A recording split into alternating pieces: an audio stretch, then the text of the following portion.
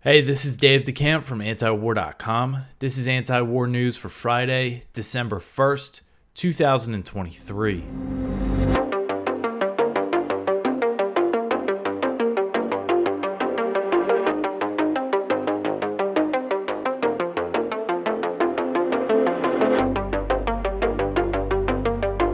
All right, the first story at the top of antiwar.com today. Israel knew about Hamas's attack plan for over a year.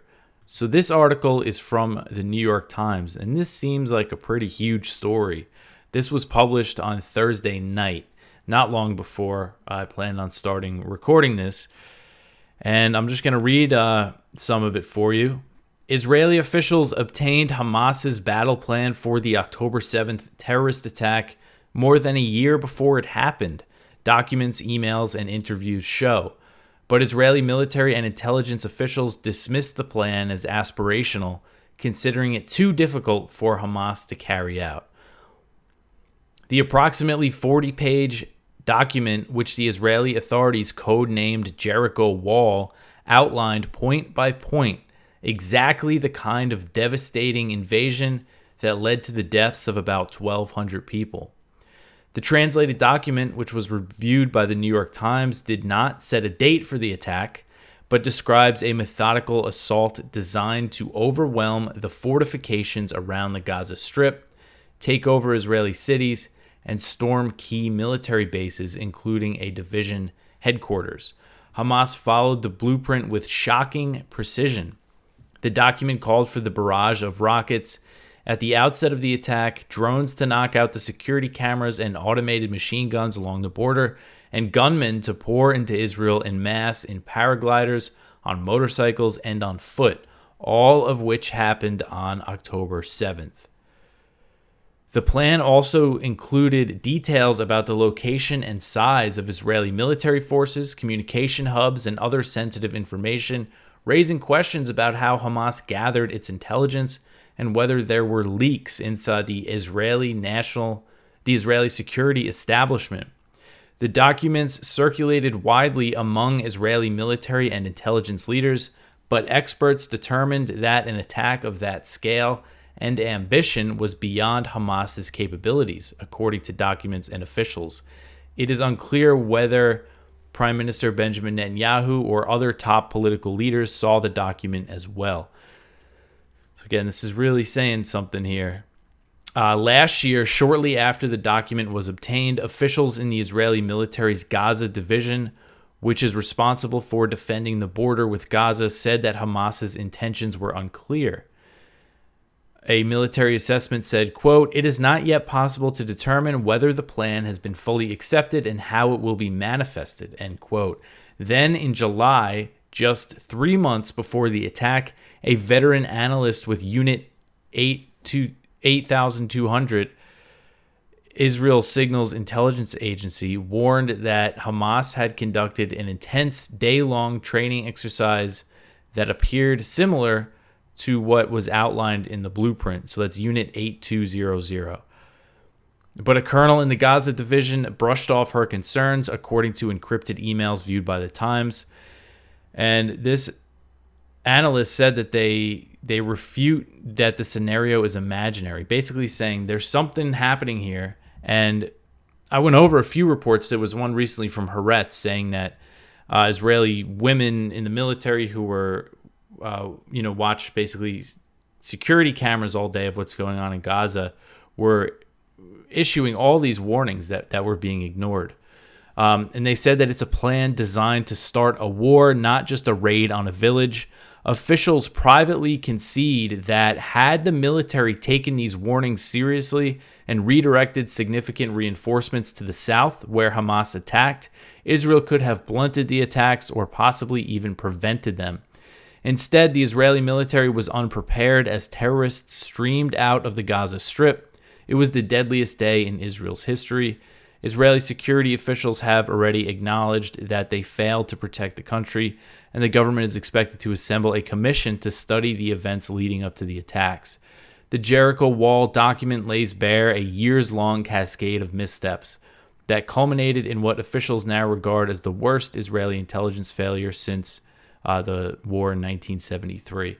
So again, a pretty huge story here, and it says underpinning all these failures was a single fatally inaccurate belief that Hamas lacked the capability to attack and would not dare to do so. That belief was so ingrained in the Israeli government, officials said, that they disregarded growing evidence to the contrary. So it just seems like there was all this evidence in their face, and they still failed to prevent the attack and didn't take it seriously.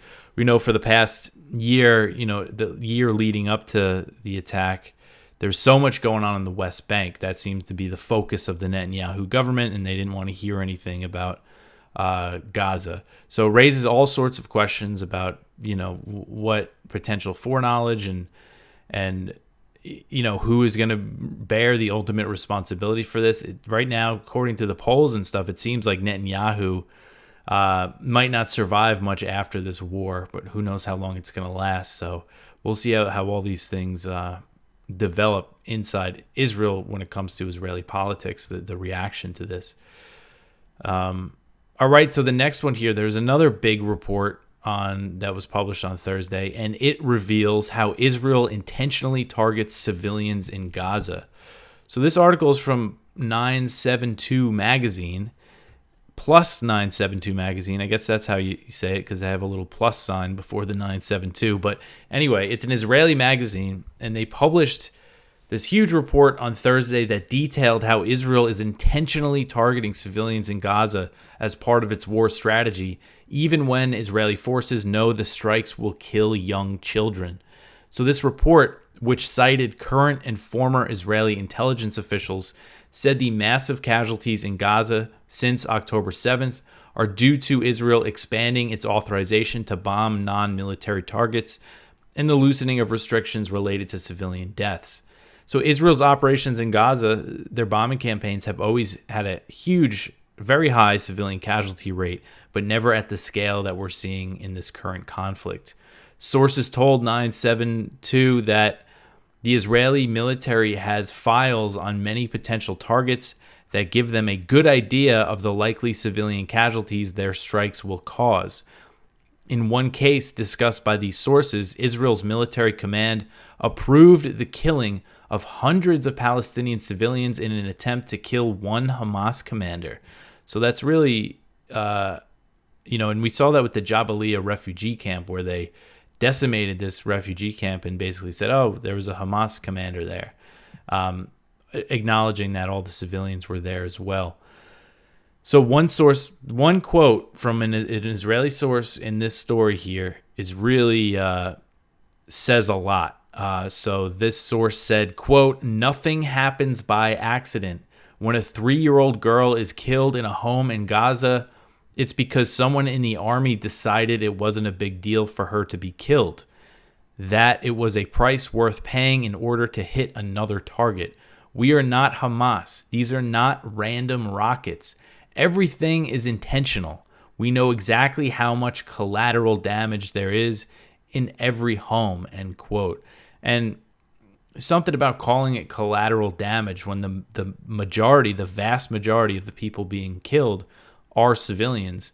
And this is based on just their intelligence that there might be a Hamas guy here, a military, or another militant, say from Palestinian Islamic Jihad. And that's what they're basing this on, and wiping out, entire families. And this report also explains that Israel's targeting what they call power targets.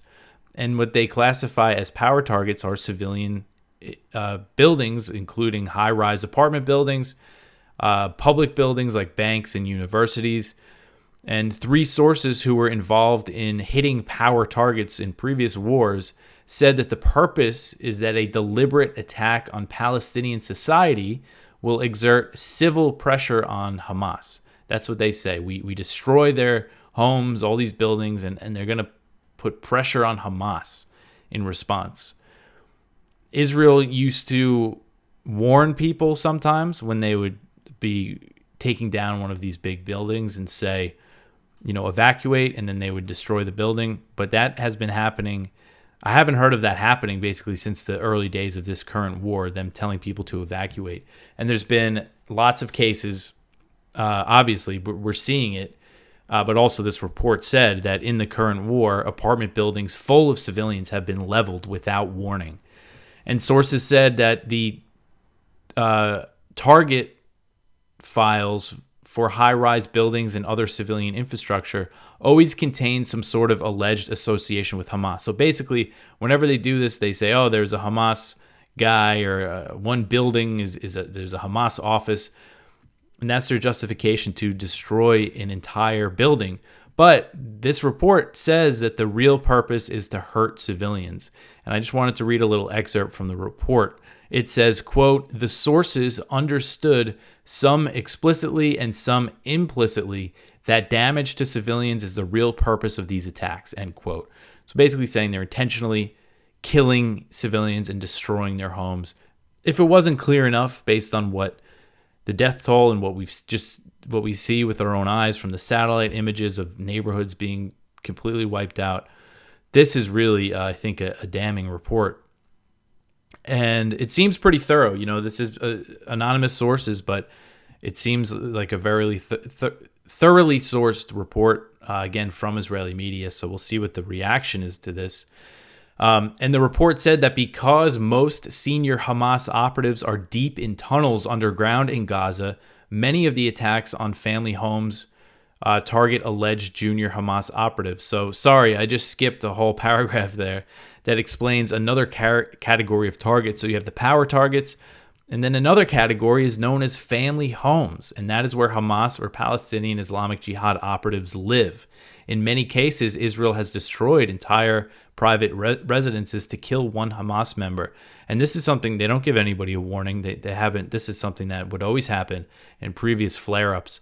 They would just obliterate an apartment, a home, so in some cases a whole building that's full of civilians, and say, well, there was a Hamas guy there sleeping with his family.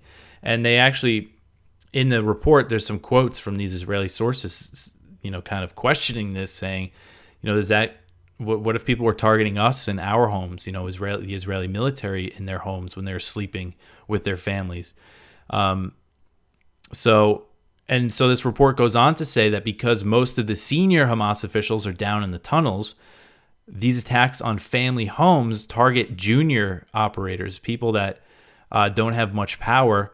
And also, there's a lot of cases, according to Palestinian testimony in this report, that Israel has wiped out homes and there was no Hamas members or no Palestinian Islamic Jihad members. They just slaughter whole families. And one way that they carry out these attacks is using an AI program. And it's called the Habsora system. And basically what this does is that it picks out all these targets for Israel to bomb based on intelligence that they put in of where potential targets could be, all the names of Hamas members.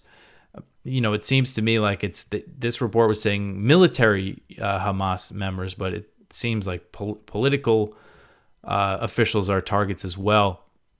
So they're using this AI system, and because of that, they're saying, oh, it's great. We can pick out all these targets faster than we've ever imagined. So just this is just, there's so many things to say about this. Just an AI program picking what houses get destroyed, and then they go, okay, even if the intelligence, how can they know if the intelligence is right just because they're entering it into this AI thing? And one source said that the purpose of this system, it allows the military to run a mass assassination factory that focuses on quantity, not quality. Quantity, not quality. So kill as many people as you can, destroy as many people as you can, as many homes as you can. The quality of the intelligence doesn't matter, just destruction is what matters. And since Israel unleashed this campaign in Gaza on October 7th, the estimate is around 15,000 Palestinians have been killed. That's not exact.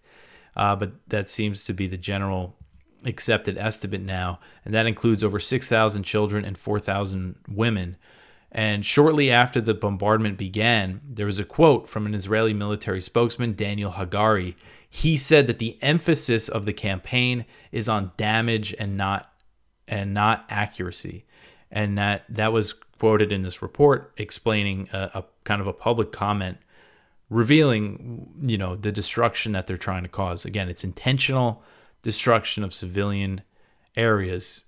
They think this is going to make them turn on Hamas. Of course, this is just radicalizing more people. So just really sick stuff. And this is what the U.S. taxpayer is supporting. All right, so that was, I spent a lot of time on that, but I just think it's really important. The next one here is one from Kyle Anzalone at the Libertarian Institute. Israeli bombing has damaged 100,000 buildings in Gaza. And this is according to a BBC analysis. And it says that the damage, it just shows the extensive damage to infrastructure. Nearly 100,000 buildings have sustained damage. And Israel has dropped more than 25,000 tons of explosives. And it's just, again, gives you an idea of the scale of this just destruction that's going on there. All right, so the next one here, Blinken in Israel discusses the Gaza war, or Gaza slaughter, whatever you want to call it. So General Herzi Halevi, he's the Israeli Defense Forces chief of staff, so he's the head of the Israeli military. He met with Blinken on Thursday and said that Israel's military operations in Gaza will take more than a few additional weeks. And this was reported by Axios because apparently Blinken was saying, we support you, we're going to back you, but maybe try to wrap this thing up quick because the international pressure is building, and it's clear the pressure, domestic pressure from Democrats is building on the Biden administration. So Blinken's visit to Israel marked his third since October 7th, and it came as it's unclear if Israel and Hamas are going to extend the hostage deal truce. Get more into that in the next story. Israeli officials appear pretty eager to resume their onslaught in Gaza, and they plan on expanding operations in the south. So Blinken met with Netanyahu and his war cabinet in Jerusalem. Sources told Axios that Blinken asked to be briefed about the plans for the campaign in South Gaza, where it's estimated 2 million Palestinians are located, as hundreds of thousands fled there from the north. After the meeting, Blinken told reporters that the U.S. remains committed to supporting Israel's war. Blinken said that he urged Israel to take every possible measure to avoid civilian harm, and he warned that the operations in the south should not kill as many civilians as the campaign in the north. He said, quote, "I made clear the imperative before any operations go forward in southern Gaza. There will be a clear plan in place that puts a premium on protecting civilians as well as sustaining and building on humanitarian assistance getting to Gaza," end quote. So despite Blinken's warning, there's no sign that the U.S. is using any of the leverage that it has over Israel, as U.S. officials have reaffirmed that all military aid comes without conditions. No conditions, unconditional, do whatever you want. We're going to give you all these weapons. And according to the Axios report, Blinken did not ask Israel to stop its war, but said that the longer it goes on, the more international pressure will increase. Netanyahu, after the meeting, said he told Blinken that the war will continue. He said, quote, "This is the same Hamas that carried out the terrible massacre on October 7th, the same Hamas that tries to murder us everywhere. I told him we swore and I swore to eliminate Hamas. Nothing will stop us," end quote. So Netanyahu was very determined to keep this war going. All right, so the next one here, Israel and Hamas extend the Gaza truce for a 7th day. So Hamas and Israel agreed at the last minute to extend the truce for one more day. So this was for Thursday. They did another prisoner swap. This truce is now expected to end at 7 a.m. local time on Friday, which is about the time this show gets posted. And it's not clear, as is the last time I checked, if they're going to extend this thing. It wasn't clear last night if they were going to extend it, and then they ended up doing it. But this is, it sounds like Hamas is running out of Israeli women and children it can release, and they want a lot more for Israeli soldiers and men, fighting age men that they have. I think they released some elderly men. But anyway, so we don't know exactly what's going to happen here. And again, the Israeli officials are making clear that they want to resume this. And the longest Israel has said that they would commit to a ceasefire or a truce, pause, whatever you want to call it, is 10 days. So Thursday was the 7th day. If it gets extended Friday, that would be the 8th day, and it would require more hostage releases and more Palestinian prisoners to be released. All right. So the next one here, rocket targets U.S. base in Syria. So another attack on a U.S. base in Syria after a few-day lull. And this was on Wednesday, and U.S. officials confirmed this to The National, that this was the first attack on U.S. troops in Iraq or Syria since the Gaza Truce took effect on Friday, November 24th. This was just a single rocket attack. The officials are saying there was no damage, no injuries. It marks the 74th time that a U.S. base in Iraq or Syria came under attack since October 17th was when this started. And this is a response to Biden's support for what Israel's doing in Gaza. Also on Wednesday, U.S. Central Command said that a U.S. warship in the Red Sea shot down a drone that was fired from Houthi-controlled territory in Yemen. So more going on down there in the Red Sea. It's just, that's another potential area where things could really escalate. And it seems like, because we've had Kateb Hezbollah, which is one of the bigger Shia militias, say that they're upholding the Gaza truce. They're not going to attack the U.S. troops while that ceasefire is in effect, but as soon as Israeli military operations resume, they might resume attacks on U.S. forces. So I think if Israel does start things up again on Friday or Saturday or whenever and really ramp things up in the south, I think we're going to see another regional explosion. This is just the risk of this whole thing. All right. So the next one, I left up the one from yesterday about Rand Paul. He's going to force a vote on a Syria withdrawal, so hopefully that happens soon. I don't expect it to pass, but we could still bug our senators about it, and we'll see how they all vote. See who really cares about, ending wars and reducing the risk of this thing really turning into a big conflict. All right. So the next one here, the House passes a bill to permanently freeze Iranian funds. So this is related to that hostage deal that the U.S. and Iran made not too long ago. Sorry, it's not loading for some reason. Oh, there it goes. Okay, so the House on Thursday passed a bill that would force the president to permanently freeze $6 billion in Iranian funds that were briefly made available to Tehran as part of a prisoner swap deal. Under the deal, the U.S. and Iran exchanged prisoners, and the U.S. allowed the transfer of $6 billion from South Korea to Qatar, where Iran would receive access to the money. But shortly after the October 7th Hamas attack on southern Israel, the Biden administration decided to go back on the deal and cut off Iran's access to the money. The administration made the move due to claims and pressure from Congress over claims that Iran was involved in the October 7th attack, even though there's no indication that it was. U.S. intelligence, according to media reports, said that Iran was surprised by the Hamas assault. Israel has said it had no evidence of Iranian involvement. That didn't matter to the Republicans in Congress, who just made a huge deal about the $6 billion in Iran's own money that President Biden so graciously allowed them to access. It just goes to show how there's just no thinking among these people. They just want to use every opportunity, use every crisis to advance some sort of agenda. So the bill that was passed by the House on Thursday would make the administration's move to freeze the Iranian funds permanent by requiring sanctions on any foreign entity that moves to make them available for Iran.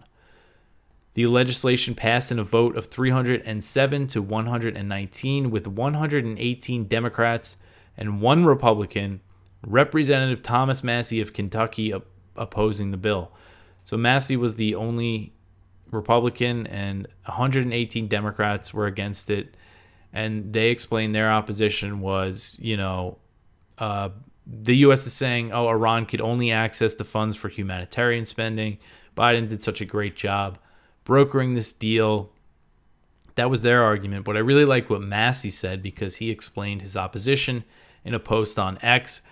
And he said, quote, "There's no legal or moral authority for us to freeze or steal assets of other countries we are not at war with. It's also short-sighted for us to use our superpower status to force foreign banks to freeze assets of sovereign countries," end quote. So I really like that, because that's just, we don't have the right to sanction and freeze and steal and take money from other countries. We shouldn't do it. It's just kind of as simple as that, and it's a good principle stance on sanctions. So this $6 billion, again, it's Iranian money, and it was frozen in South Korea due to U.S. sanctions on Iran that were reimposed when the U.S. exited the nuclear deal in 2018, when Trump tore that up and reimposed sanctions on Iran. So this is another deal that the U.S. is going back on, because Biden has already gone back on the deal. You know, whether or not it's a permanent move to not let Iran access this money is not clear. But, you know, for what they call the hardliners in Iran, the people that don't want any negotiations with the U.S., this is just vindicating them. And that's how U.S. policy, especially since Trump pulled out of the nuclear deal, has empowered the hardliners in Iran, and then the hardliners in the U.S., you know, they feed off each other, and it's just this cycle that we're stuck in with Iran. And there's really just no reason for any of this. All right, so the last one here, China and the U.S. are working to restore military communications. So this article is from the South China Morning Post, and it says that China has confirmed the U.S. and China are working to restore these military communication channels that have been suspended. Many of them were suspended after Nancy Pelosi, when she was the House Speaker, made her very provocative trip to Taiwan last year.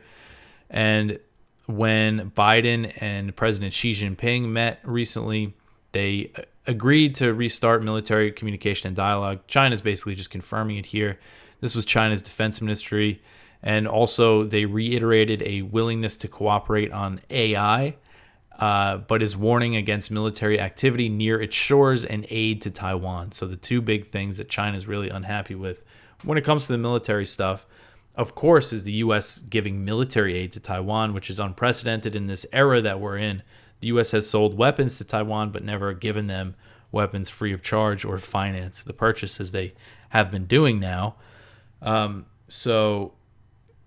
think kind of the big question when it comes to these military communications is if Lloyd Austin, the Secretary of Defense, is going to have a high-level meeting with a Chinese military official. Right now, their defense ministry position is vacated since they got rid of Li Shangfu, who was under U.S. sanctions, and because of that, and because the U.S. refused to lift the sanctions, China declined a meeting between Li and Austin. So he got fired for something else. It's not really clear what for, but you know, maybe if they put somebody else in who's not under sanctions, then maybe they'll have the meeting, because we know the U.S. is not going to lift the sanctions. All right, so that is it for the news for today. Please go check out our Viewpoints. We have one from Norman Solomon. For media elites, war criminal Henry Kissinger was a great man. One from Dan Steinbach, Taiwan 2024 election, militarization or development. One from Thalif Dean, how the U.S. made Israel the military it is today. And one from Kim Robinson, the duty. And then if you scroll down, we have a little Henry Kissinger section, some stories about his legacy and all that. That's what lots of people have been talking about, is Kissinger being dead. So go check that out. Go over to our blog. We have a lot of stuff there. Just because you listen to this show does not mean that there's not tons of stuff for you to read at antiwar.com. So please check that out. Follow the antiwar.com account on Twitter as well. But that is it for me for the week. You could always support us by telling your friends about antiwar.com, sharing this show, liking, subscribing, commenting like so many of you do. I hope everybody has a good weekend. Coming down with some kind of cold or something. It's weird. My eyes are like really watery and I can barely keep them open, but I think it shall pass by the weekend. My wife and kids were just sick. I thought I escaped the sickness, but it seems like it's gotten me just in time for my day off. But anyway, I hope everyone has a good one. Thanks for listening and watching. I'll talk to you in a few days.